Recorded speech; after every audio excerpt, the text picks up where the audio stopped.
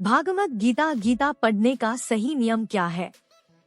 इन 4 चरणों से गुजरने के बाद ही मिलता है पूर्ण ज्ञान। भागवत गीता भगवत गीता के पाठ से व्यक्ति को काम व कर्म के बारे में सीख मिलती है। इतना ही नहीं, हमारे हर प्रश्न का उत्तर गीता में समाहित है। आप जितनी बार इसका पाठ करेंगे, आपको कुछ नया सीखने को मिलेगा। गीता पढ़ने का सही नियम क्या है? इन 4 चरणों से गुजरने के बाद ही मिलता है पूर्ण ज्ञान। श्रीमद् भागवत गीता। श्रीमद् भागवत गीता हिंदू धर्म का एक पवित्र ग्रंथ है। गीता में 18 अध्याय और 700 श्लोक हैं, जो सभी महत्वपूर्ण हैं। महाभारत में भगवान श्री कृष्ण ने अर्जुन को जो उपदेश दिए थे, वही गीता है। गीता में आत्मा, परमात्मा, भक्ति, कर्म, जीवन आदि का वृहद रूप से वर्णन किया गया है। गीता से हमें यह ज्ञान मिलता है कि व्यक्ति को केवल अपने काम और कर्म पर ध्यान देना चाहिए। साथ ही कर्म करते समय इस बात का ध्यान रखना चाहिए कि हम जो भी कर्म कर रहे हैं, उसका फल भी हमें निश्चित ही प्राप्त होगा। गीता हमें बताती है कि जीवन क्या है और इसे कैसे जीना चाहिए, आत्मा और परमात्मा का मिलन कैसे होते हैं, अच्छे और बुरे की समझ क्यों जरूरी है। इन सभी गूढ़ सवालों से जवाब हमें गीता से प्राप्त होते हैं।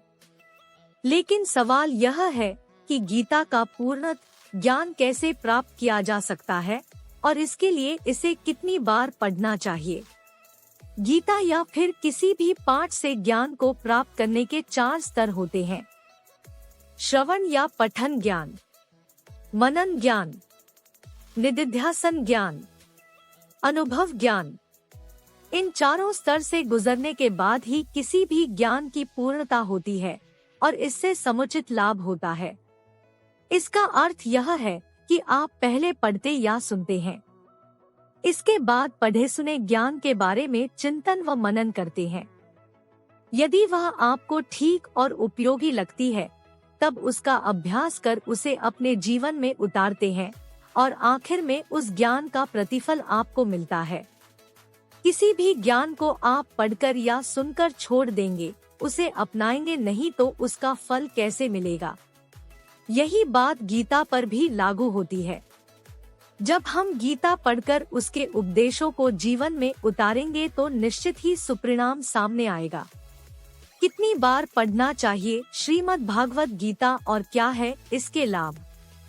जब हम पहली बार गीता पढ़ते हैं तो इसे हम एक अंधे व्यक्ति के रूप में पढ़ते हैं, यानी हमें केवल इतना ही समझ पाते हैं कि कौन किसके पिता, कौन किसकी बहन और कौन किसका भाई है। पहली बार गीता पढ़ने पर इससे ज्यादा कुछ समझ में नहीं आता। जब हम दूसरी बार गीता पढ़ते हैं तो मन में कुछ सवाल जागृत होंगे कि ऐसा क्यों किया गया या वैसा क्यों हुआ।